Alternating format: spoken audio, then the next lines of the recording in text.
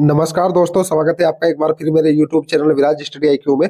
दोस्तों आज हम करेंगे अंतिम प्रहार सीरीज जो कि फार्मासिस्ट एग्जाम के लिए चलाई जा रही है, उसका पार्ट 6। ठीक है, इसमें भी आपको 30 क्वेश्चन मिलेंगे जो कि हिंदी और अंग्रेजी दोनों में पूछे गए हैं। तो दोस्तों ज्यादा देर ना करते शुरू करते हैं पहले क्वेश्चन से। पहले क्वेश्चन में पूछा गया है, in direct cost in pharma को इकोनॉमिक रेफर टू, यानी कि फार्मा को इकोनॉमिक्स में अप्रत्यक्ष लागत से क्या तात्पर्य है।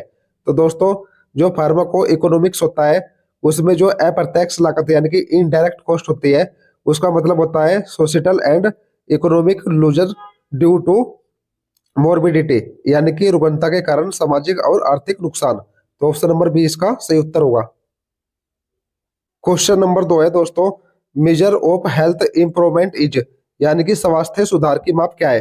तो दोस्तों जब हेल्थ को मेजर करते हैं यानी कि उसकी इंप्रूवमेंट जो होती है तो उसका सही उत्तर होगा दोस्तों QALY। ठीक है, QALY इसकी फुल फॉर्म आप देख सकते हैं। क्यू से बन गया quality adjust life year. Option number A इसका सही उत्तर होगा। दोस्तों बहुत ही इंपोर्टेंट क्वेश्चन है, आप इसका स्क्रीनशॉट भी ले सकते हैं।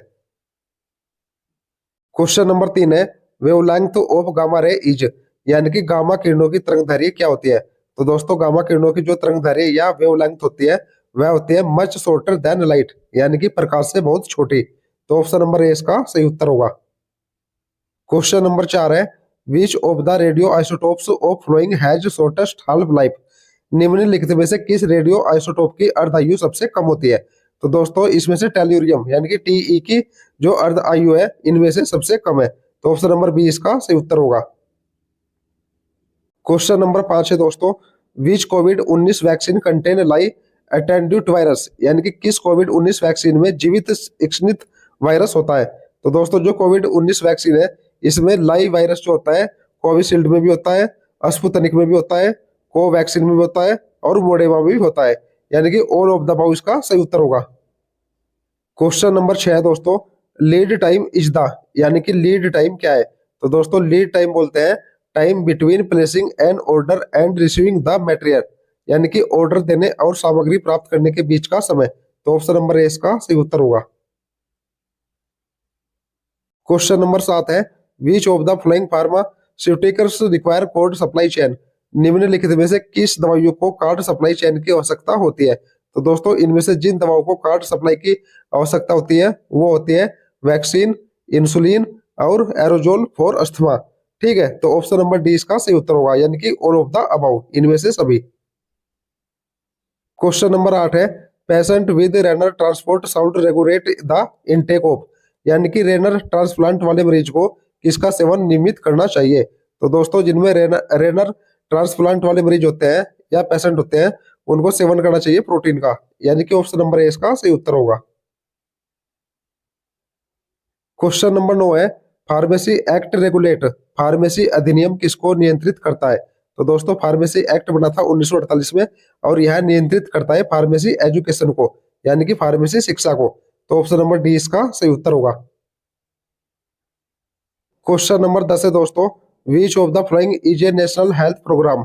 निम्नलिखित में से कौन सा राष्ट्रीय स्वास्थ्य कार्यक्रम है। तो देखिए दोस्तों जो राष्ट्रीय स्वास्थ्य कार्यक्रम होता है वह नेशनल रेबीज कंट्रोल प्रोग्राम भी होता है। ठीक है, एंटी माइक्रोबियल रेसिस्टेंट कंटेनमेंट भी होता है, नेशनल प्रोग्राम और climate change and human health ये भी नेशनल स्वास्थ्य कार्यक्रम का पार्ट है।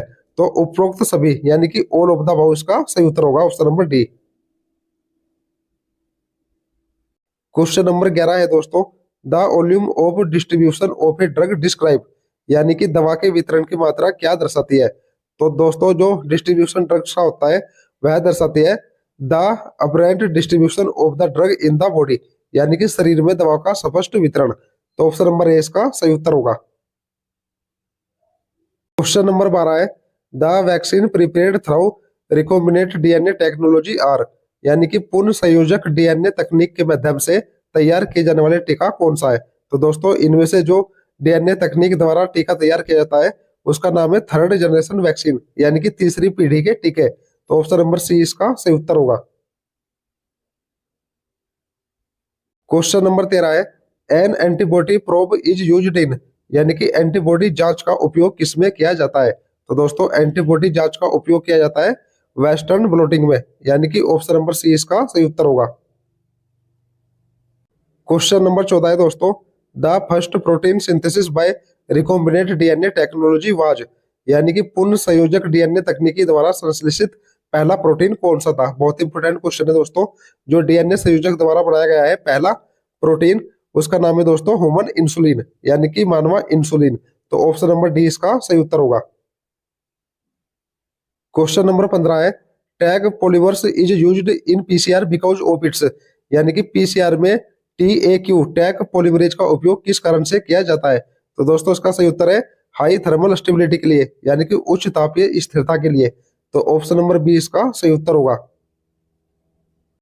क्वेश्चन नंबर 16 है दोस्तों, रेनॉल्ड की घटना क्या है, यानी कि रेनॉल्ड फिनोमेनन क्या है। तो दोस्तों जो रेनॉल्ड की घटना होती है उसका अर्थ है मे रिक्वायर वैसोडाइलेटर ट्रीटमेंट, यानी कि वैसोडाइलेटर उपचार की आवश्यकता शो करना। तो ऑप्शन नंबर डी इसका सही उत्तर होगा। क्वेश्चन नंबर 17 है दोस्तों, डायबिटिक रेटिनोपैथी, यानी कि डायबिटीज जो रेटिनोपैथी होती है वह क्या है। तो दोस्तों डायबिटिक रेटिनोपैथी का अर्थ है indicate long standing uncontrolled diabetes, यानी कि लंबे समय से अनियंत्रित मधुमेह को दर्शाना। तो ऑप्शन नंबर बी इसका सही उत्तर होगा। क्वेश्चन नंबर 18 है दोस्तों, ए सिग्निफिकेंट क्लिनिकल इंटरेक्शन में occur if S T John's wort is administered concomitantly with, यानी कि यदि सेंट जोन्स वार्ट को साथ में दिया जाए तो महत्वपूर्ण नैदानिक अंत क्रिया क्या हो सकती है। तो दोस्तों इसका सही उत्तर है सर्ट्रालाइन।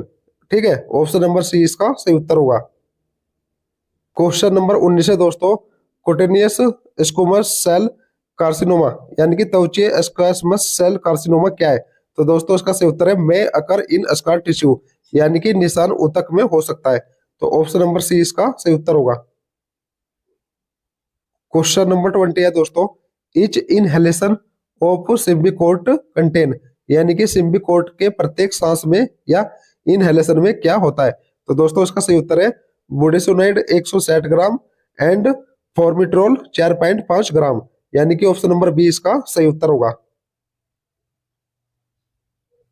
क्वेश्चन नंबर 21 है दोस्तों, which of the flying preparation is the most appropriate is a cream for the management of chronic symptom of hemorrhoids, यानी कि निम्न में से कौन सी तैयारी बवासीर के पुराने लक्षणों के प्रबंधन के लिए क्रीम के रूप में सबसे उपयुक्त है। तो दोस्तों जो बवासीर के लक्षणों के प्रबंधन के लिए क्रीम के रूप में उपयुक्त है टेक्निक, उसको बोलते हैं हाइड्रोकोर्टिसोन, यानी कि ऑप्शन नंबर डी इसका सही उत्तर होगा।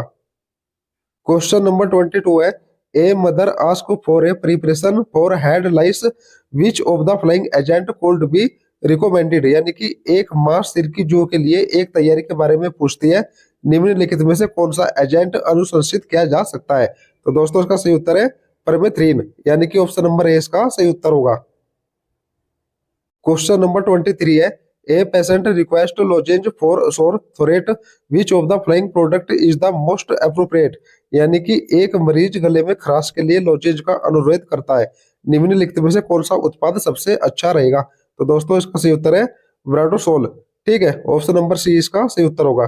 ब्राडोसोल ही जो होता है दोस्तों वह लॉजेंज टाइप में गले की खराश के लिए सबसे उपयुक्त रहेगा। क्वेश्चन नंबर 24 है दोस्तों, एक जांच औषधीय उत्पाद क्या है।